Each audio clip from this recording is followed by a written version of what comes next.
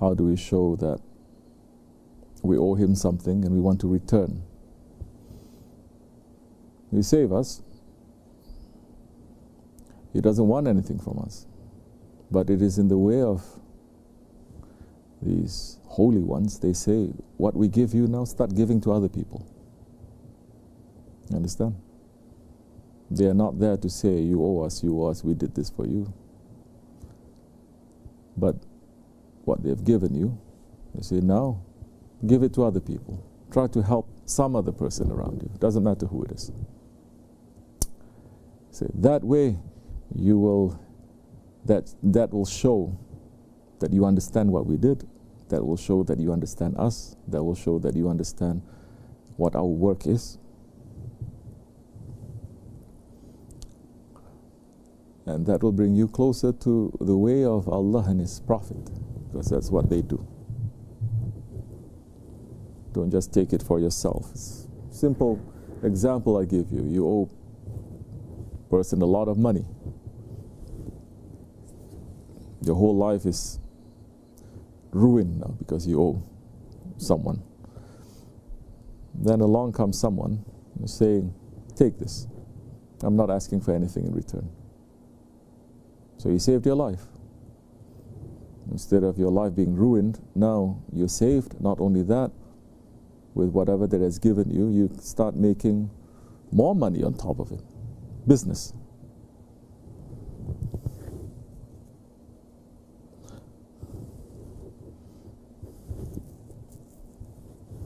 Most people, they don't thank that one. They thank Allah. Alhamdulillah. Whatever it is that you come to the Shaykh for your problems to help you, like this or like that. Most people, they don't. We are witnesses to that. During Shaykh Effendi's time, so many times they're calling. Once they get the answer, they never call him again, not even to say thank you. And Shaykh Effendi say, "Eh, Allah," but it's no good for you because Allah is watching. Now imagine that one that you give a lot of money to, you don't want anything in return, nothing, no interest, nothing. And he made his life to be good, to be wonderful, and he's not thanking you.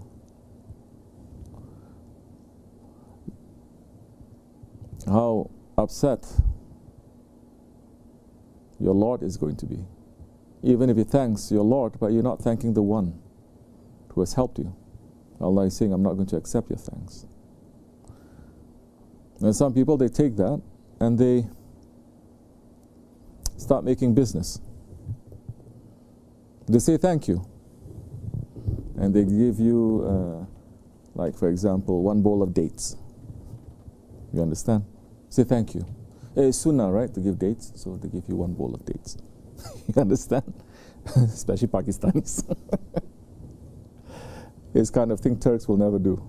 It's a matter of honor now. They say, no, you help us. Now we bring you one tray of dates. Look, mashallah. One ceremony they want. What do you want us to do? We've seen it happening in our time, Shaykh in his time also. Alhamdulillah, shukr. We're not asking for anything, but what do they want you to do with that? Like what I said, you save your life, you start making business. Now, they may take, some people, they take all that money and they give it back to the Shaykh. Shaykh says, I don't want it. Then they say, I cannot take it back because I've already given it to you. Then the Shaykh says, then help that one, and that one. So some people, they just give to those who need it and that's it. Some, they say, this is not enough, I just give that one time. Now I must give more. I must make it consistent. There are some who are like that.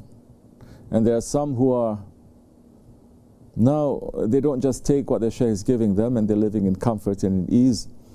Now they can continue with their lives. They don't. They make their lives now to be mixed with that Shaykh's life, mixed with that Jamaat's life, mixed with the Prophet's life, mixed with the life of the Ummah. Now you can say that they are helping the Ummah.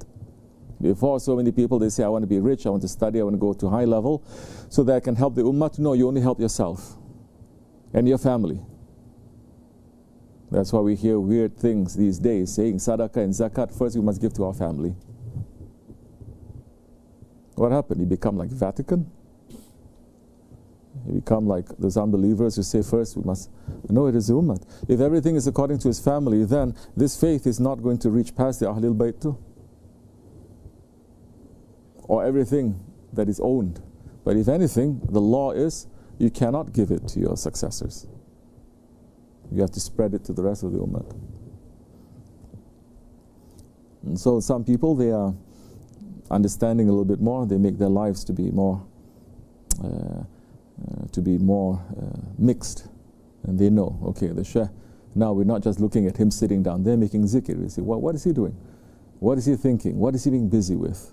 He's helping other people. Who are these people? Why is he helping them? You start to be concerned, like what we said last night. You start being concerned.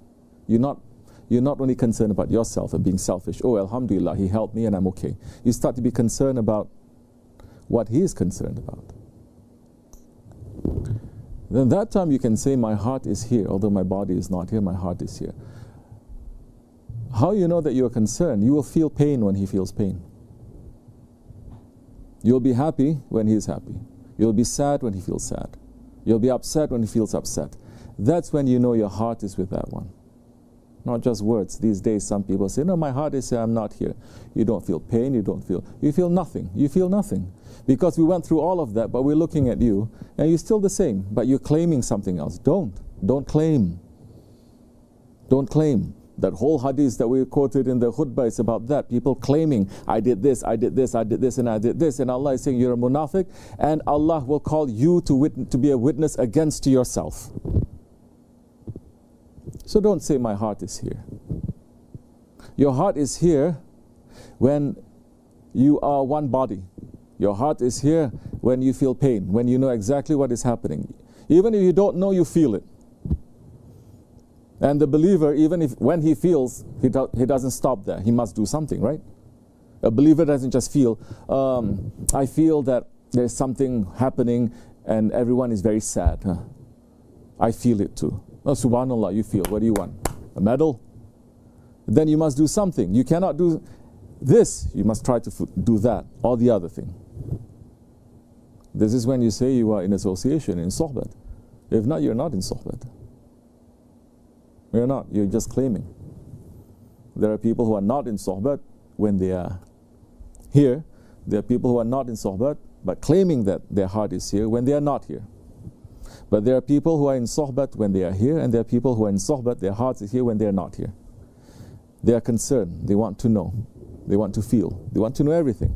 Just like yesterday when we were talking about if two lovers, they are separated, everything becomes important, right? What did you eat today? What happened? Every detail you want.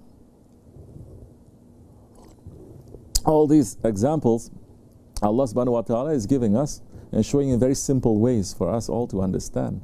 To know that this tariqat, this spirituality is not something that is only for a chosen group of people who have high intelligence.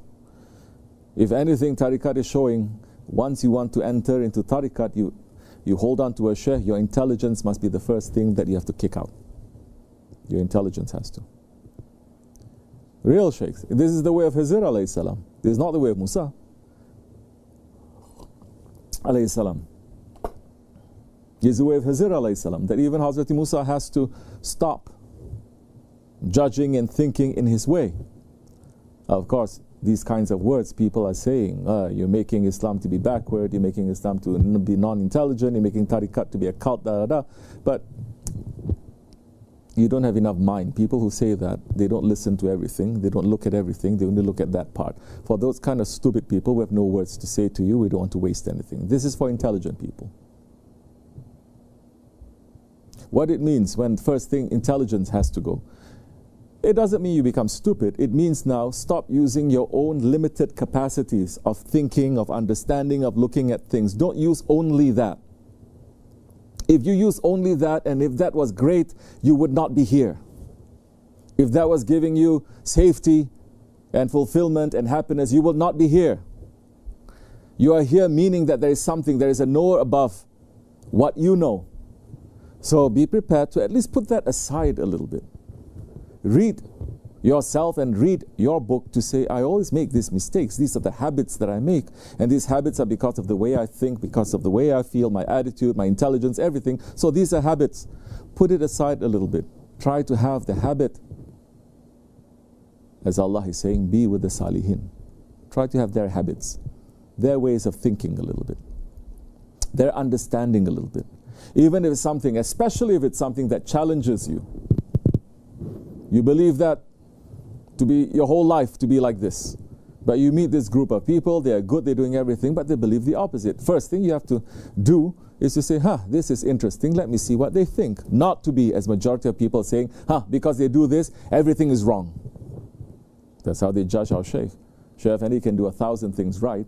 One thing that is questionable according to their standards, and they take that one thing and they say 999 things that are good, it's all thrown to garbage. That is not intelligent. Intelligence will say, let me see what it is. As when Hazrat Hizr alayhi salam, he broke the ship. And Musa alayhi salam immediately saying, why are you doing this? If Musa alayhi salam, don't think Musa alayhi salam is not, astaghfirullah, don't think that he's not intelligent.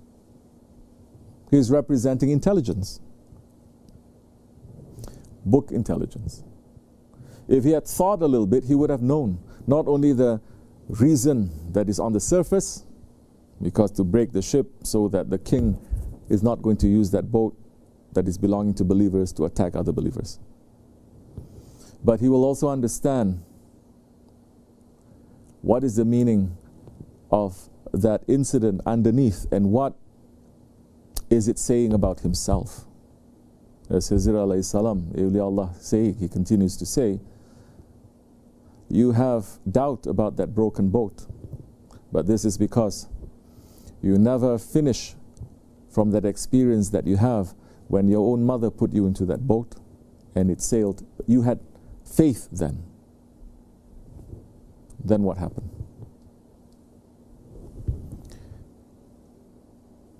So to look at the meaning underneath and how it is related to you. But Hizr alayhi salam already said when Musa alayhi salam came to him, he said, you cannot follow me because this is beyond your understanding. He says, no, you'll find me patient and I will understand. He says, how can you understand when this is beyond your knowledge? So when you meet a person who knows something, this is beyond your knowledge. Try to understand first. Once you start understanding, then that time, what we say, put your intelligence aside. Come with a glass empty, not full. Then you will learn things. You will learn things that you never thought that you would understand, or you can even imagine. And that's good. Because to belong to a tariqat, and you stop learning, to belong to any way, to be in life that you stop learning, that is death. You don't learn anymore. We should not be like that, inshallah.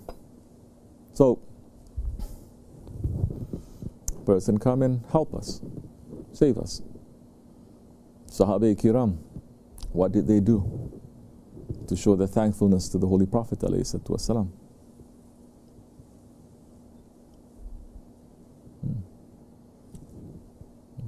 They put him in front of them, above them, and they say, now what concerns you concerns us. What we have, it is for you. Our lives are for you, our children are for you, our wealth and everything is for you. Because now our aim is not to have wives and children and wealth. Our aim now is to bring haqq, is to bring help and truth to everyone that is living on this planet that they need it. You understand? So that time, when you say it's not mine, it's not a sacrifice to, you're not sacrificing. It's not like, oh, I give you, it's okay, I really want it, but I give you. No, you say it doesn't belong to me, it is yours. It was another thing that Shaykh Effendi make us to go through. First, we came here with nothing, and then he made sure we have nothing. And then when we have something, we know it's not coming from us.